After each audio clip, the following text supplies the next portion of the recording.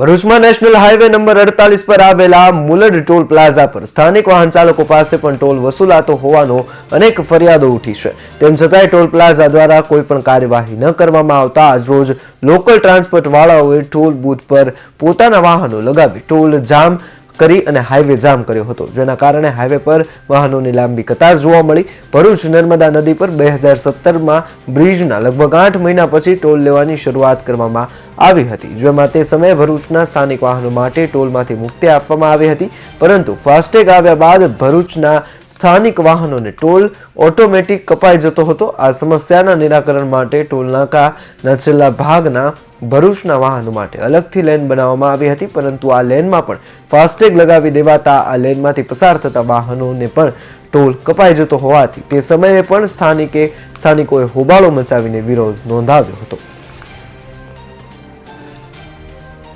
અહીં મુલદ માંડવા જે toll tax છે એ વારંવાર સ્થાનિકોને અહીં પરેશાન કરે છે। અહીં 30 રૂપિયાનો ટોલ ઉઘરાવવામાં આવે છે અને અહીં જે બીજી પસાર થતી આપણે સ્થાનિક જનતા છે એને પારાવાર અહીં ટ્રાફિક જામનો ભોગ બનવો પડતો હોય છે।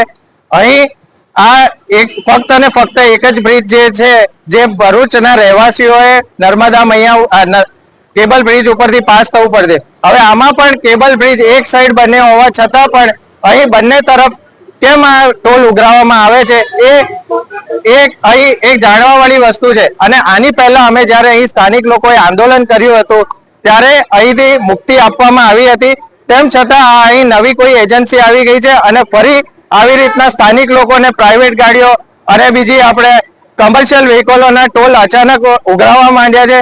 તો અહીંની આ ટોલની જે એજન્સી છે શું એ અહીંના સ્થાનિક કલેક્ટર અને અહીંના તંત્રથી ઉપર છે?